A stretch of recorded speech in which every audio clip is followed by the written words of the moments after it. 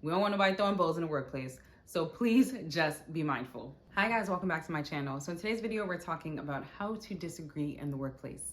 I feel like this is such an important topic to talk about because more often than not, there are some situations where you find yourself in where you truly disagree and you have good reason to disagree, but because you don't know the right way to do it, you don't say anything, or you say it, and even though you have a point, it comes off very abrasive and very harsh, and then your point is like lost in the messaging.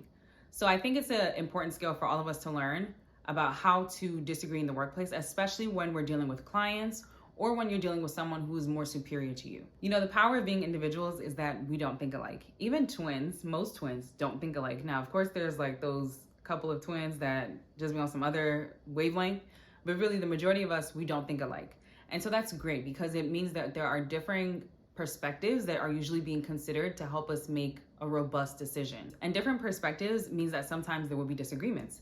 And in a healthy work environment, this is probably normal. But if you work in a toxic environment, or if you yourself, you don't know how to disagree in a positive or healthy way, it can be an issue. I will say if you're working in a toxic work environment, I think you can still use the tips that I have in this video, but always weigh the pros and cons because toxic work environments, they really be operating on their own wavelength. You already know that. And it should go without saying, but if your workplace is that toxic, you might want to look around. When it comes to disagreeing in the workplace, I think the first thing you need to do is you need to make sure that you truly understand the context and the options, okay? It's easy to disagree if you don't have a full picture. If you feel that you disagree and you know you don't have the full picture, I would recommend taking some time to try to get the full picture. So either go back to read some documents, have a discussion with the folks who would know, but find a way to get information so you can have a better idea of the big picture. When you then have a better idea of the big picture and the options and you still disagree, then I think it's worth bringing it up. If this is a situation where maybe you disagree with a particular person, try to observe how others who have disagreed with this person have done it in the past, especially if there's a power dynamic at play. So quick break. Power dynamic is basically when there are differing power levels, meaning that you might be an employee and maybe the other person is the employer, or maybe you're an associate and the other person is a senior associate, or maybe you're an associate and they're a manager. So it's important to make sure that you understand the power dynamics at play. In a healthy and progressive work environment, anyone at any level should probably be able to disagree and call out that they disagree, but in some work environments it's not looked on so kindly. So if there's a power dynamic at play or this sort of hierarchy where it's a little inappropriate for you to go straight to the top, it's important that you observe how other people are passing along the feedback that they have. So this means that you might have to channel it through someone else, or this means that if people are able to go to this individual, but maybe they have to, do it through a meeting, you might have to schedule yours through a meeting as well. So just be mindful in terms of if it is a particular person, how you're giving the disagreement or how you're providing that feedback so that you disagree about something. And what I will say is that if you are going to a particular person or your client or whoever and you disagree, don't just disagree. Make sure you disagree, but you have an alternative, like an alternative solution or an alternative perspective about something that you guys could do that should have a better outcome.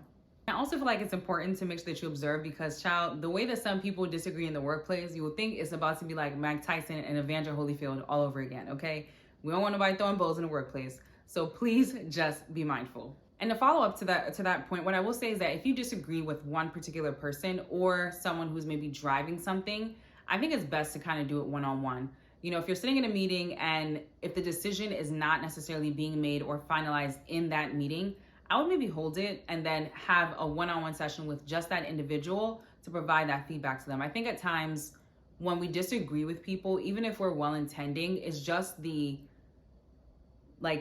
realization of I'm being disagreed with in front of other people. It can make some people uncomfortable and react in ways that they probably wouldn't. So I think it's also important to use a little bit of emotional intelligence and try to meet the person one-on-one to maybe explain to them why you disagree. In the instance where it's a client, I would recommend that you make sure that you have buy-in from your team and then you find the right way to frame it, right? Whether it's coming from you or whether it's coming from someone else. But if you go ahead to disagree with the client without getting buy-in from your team, the two possible outcomes, either the client will agree with your perspective and want to move forward with that, which may catch your team off guard, and may have implications that you're not aware of, whether financial or scope when it comes to, what the dimensions of the work are supposed to be. Or if the client decides, hey, we don't like this, and they get upset, once again, it catches your team off guard, and that could cause some issues. So it's really important that if it is with a client, you have your team's buy-in first. The second thing I'd recommend doing is similar to the other one about going one-to-one. Make sure you have the best framing of whatever it is that you disagree about and through the best channel. There are some disagreements with clients that, yes, they probably should be handled in the moment. And there are some others that maybe it's a one-on-one phone call, maybe it's through email, so you also have a copy of the record, but you need to figure out the best way to communicate it to them and go forward with that method. Now, irrespective whether it's an individual, a group, a client, when you do have a differing opinion, I think it's important sometimes to call it out, right? You don't want to just kind of try to slide it in and hope that no one notices it. If it's a differing opinion and it's about the direction that you guys are going, so something that would be consequential, it really is important to actually call it out explicitly, like, you know what, I think I have a bit of a differing opinion, or I think I have a difference in my view, or, I'm looking at that a little bit different. I think the benefits of this is that it gives them an opportunity to pause and listen to what you're saying so that they can actually take it in. And when you're framing it, that the idea behind saying I have a different perspective, or, oh, I was actually looking at it this way instead, is that you don't want it to become a you're wrong, I'm right, or I'm smarter than you, or I'm more experienced or more skilled than you. You really just want to make it a matter of, oh, I was just looking at this a little bit different, from a different angle.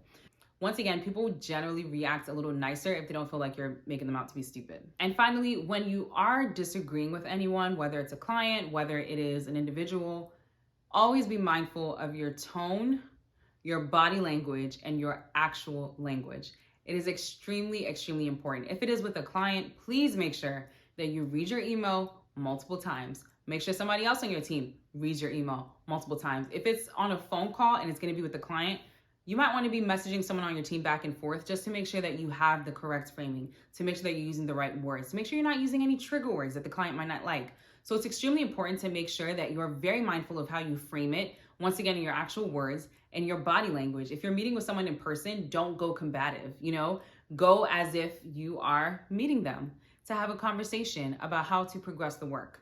Make sure that you're mindful of your tone as well. You don't want to go and start yelling if you're normally a quiet person, or you don't want to go and start, talking a little slick if you're normally a laid back person. So it's really important that you watch those things, because even if the message you're passing across, once again, is great, if your messaging is off, if your body language is off, if your tone is off, they're not going to be as open to your perspective as you might want them to be. Whether we like it or not, we cannot go every day at work agreeing with every single decision that's made. Now, there are some decisions that might be completely out of your hands, and even if you disagree, you might not be able to do anything. However, I do feel that if it is a decision that is going to be impactful to your career or to your work, I feel that if you actually have a legitimate concern, or you feel that there is a much better way to do it, it is important to bring it up. That's all I have for today's video. Please make sure to like this video, share it with others, and subscribe to my channel. See you next time.